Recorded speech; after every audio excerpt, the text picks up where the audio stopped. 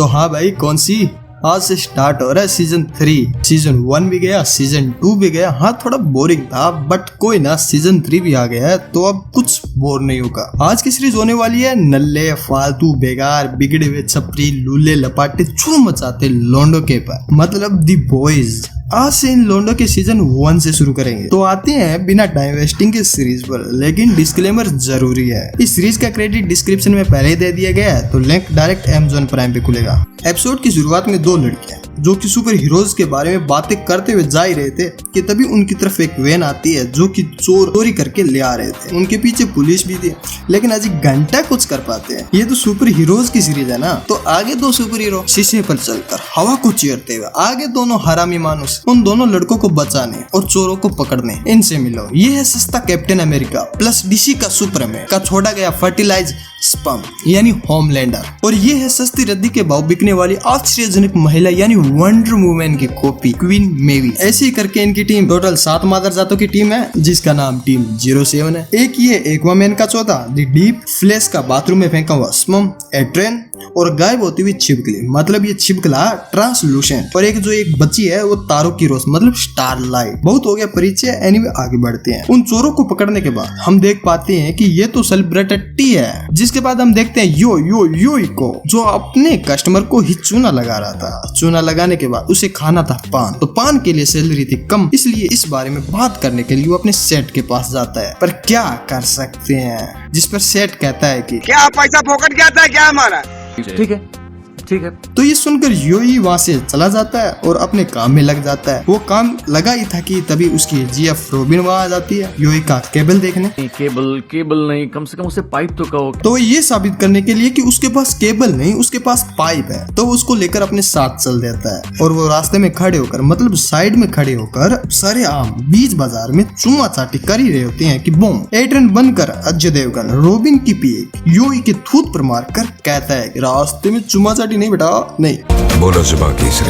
जिसके बाद हम स्टारलाइट को देख पाते हैं जो कर रही थी प्रैक्टिस अपने घर की दीवार को तोड़कर, और उसकी माँ उसके लिए उसे सपोर्ट भी कर रही थी। हमारे यहाँ ऐसा तो होता ही नहीं, अगर यहाँ पे दीवार पे खरोच आ गई तो अपनी डंडिया से हमारी गंडिया सुझा देंगे। एनीवे वो प्रैक्टिस कर रही थी टीम 07 में भर्ती होने के लिए, उसके लिए इंटरव्यू भी देती है। और वहीं दूसरी ओर यूई अपने 2 टेस्वे टपका रहा था अपनी जीएफ रोबिन की याद में, और वहाँ उसका बाप रोबिन की मौत के बाद वाले खाने की तारीफ कर रहा था। अबे कैसा चूतिया बाप है, क्या सोच कर दद्दू ने इसको पैदा किया है बे। जिसके बाद एट्रेन पर यूई केस करता है, पर उसका वकील उसे समझाता है ये ले गेंडू $45,000 का चेक और अपना मुंह बिना वांडा के बंद कर ले, जिस पर यूई सोचने का टाइम मांग लेता है। और वहीं दूसरी ओर स्टारलाइट का हो जाता है टीम 07 में सिलेक्शन, तो वो टीम 07 को ज्वाइन करने के लिए उनके प्रोग्राम में जाती है। वहाँ पर डीप देता है जनता को ज्ञान, हम ये करेंगे वो करेंगे फलाना ढिमकाना लोमड़ा लस। जिसके बाद वो स्टारलाइट को स्टेज पर बुलाता है और वो ज्ञान चोद के वापस आ जाती है। वहीं दूसरी ओर यूई एक मॉल में जाता है, पर वहाँ पर तो सब जगह एट्रेन के पोस्टर लगे हुए थे।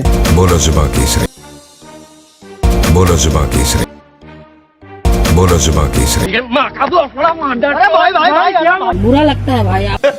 जिसके बाद सीन शिफ्ट होता है टीम 07 के हेडक्वार्टर में। वहाँ पर डीप तारे की रोशनी के सामने अपनी टीम और अपने काम की तारीफ करता है, जिससे स्टारलाइट इम्प्रेस हो जाती है। बट उसको क्या पता, तारीफ तो एक बहाना है, द डीप को अपना काम निकलवाना है। जिससे लाइट ऑफ स्टार को आता है गुस्सा, लेकिन अंडरमंड का टोला कहकर द डीप स्टारलाइट को दे देता है अपना लोटा उसमें डूब गया। Women.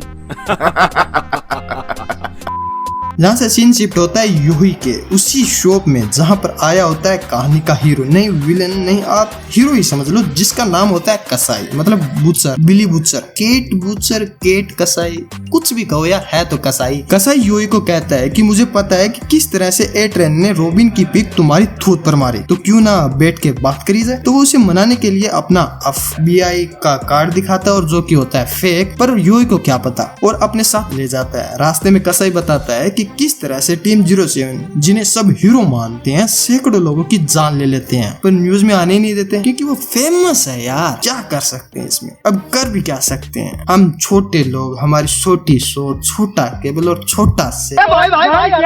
जिसे सहमत होकर यूई कसाई के साथ चला जाता है। वो जाते हैं एक सिगरेट रेस्टोरेंट में, जहाँ पर सभी सुपर हीरो नहीं बिल्कुल भी नहीं, सुपर हीरो नहीं, सभी ठरकी होती है अपनी हवस को बुझाने आए हुए साले चमड़ी गए। जहाँ से वो दोनों सिक्योरिटी रूम में जाकर ए ट्रेन की फुटेज देखते हैं, जिसमें वो देखता है कि ए ट्रेन को तो मानो कोई घंटा फर्क ना पड़ा, जैसे रोबिन कोई उगी हुई जांट और मन किया काट दिया। तो तभी से शुरू हो जाता है योई का बदला। अब योई भी ए ट्रेन की लेने के चक्कर में होता है। डीप से अपनी मरवाने के बाद स्टारलाइट अपने थोबड़े का मेकअप करने लगती है, पर क्वीन की कृपा से उस गायब चिप के लिए ट्रांसलूसेंट का बांडा भी फूट जाता है। जहाँ से सीन शिफ्ट होता है कसाई और देवदास योही पर, जहाँ कसाई योही को समझाता है कि उस टीम 07 के टावर में जाना है और वहाँ पर माइक्रोफोन लगाना है ताकि हम उनकी काली रंगीन बातें सुन सके।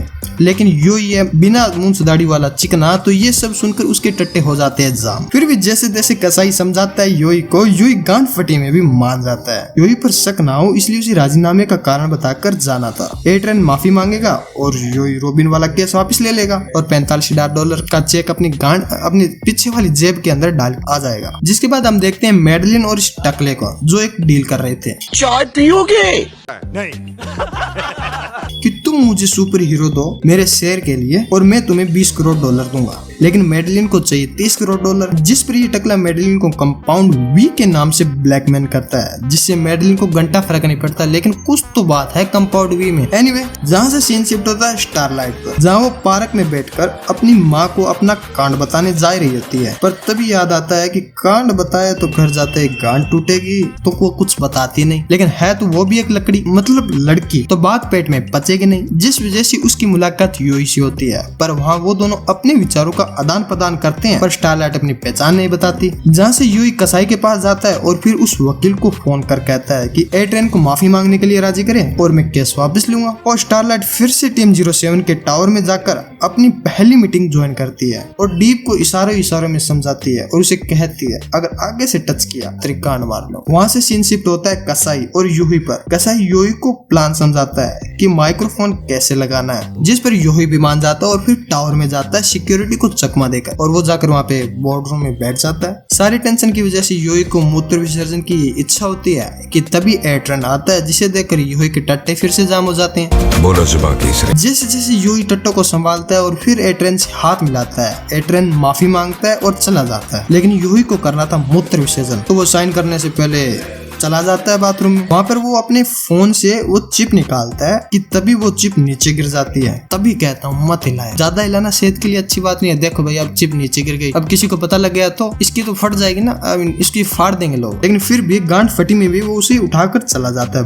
बट ट्रांसल्यूसेंट है महान मादरजात चूतड़खोट चूतियों का बादशाह, जो कि वही था। वो ये सब देख लेता है। योही फ्लेक्स मारता हुआ जाता है, साइन करता है, चिप चिपकाता है और 9 2 11 फुर। जहाँ से कसाई योही को उसी शॉप में उतार देता है। लेकिन योही भी नल्ला पाव देवदास छपरी है तो $45,000 वाला चेक फाड़ देता है। साला चूतिया गया क्या $45,000 कितने है पता है क्या? लेकिन कहानी में आता है ट्विस्ट। उन दोनों का पीछा कर रहा था वो ट्रांसलूसेंट। कसाई के जाने के बाद ट्रांसलूसेंट योही के पास आता है और वो चिप योही को देखकर उसकी चटनी बनाने लगता है। लेकिन बूम, कसाई को था पहले से पता, तो वो अपनी गड़िया से दुकान को चेरते हुए ट्रांसलूसेंट की गंडिया में मारता है और फिर शुरू हो जाता है उनके बीच राडा। दोनों एक दूसरे को पहले रहे होते हैं, बराबर की टक्कर देते हैं। लेकिन तभी योही आकर अपनी केबल से ट्रांसलूसेंट की गांड में करंट देकर बेहोश कर देता है और वहीं दूसरी ओर होमलैंडर आता है और उसे टकले के प्लान को ब्लास्ट कर देता है। और इसी के साथ ये एपिसोड एंड होता है। आखिर कुछ तो चीज है कंपाउंड वी में। एनीवे, आज की इस वीडियो में इतना ही। अगर आज की वीडियो आपको पसंद आई हो तो वीडियो को यार लाइक कर दो, या करे शेयर कर दो और चैनल को सब्सक्राइब कर दो यार। कुछ नया करने की कोशिश की है तो सपोर्ट भी तो आपको करना ही चाहिए।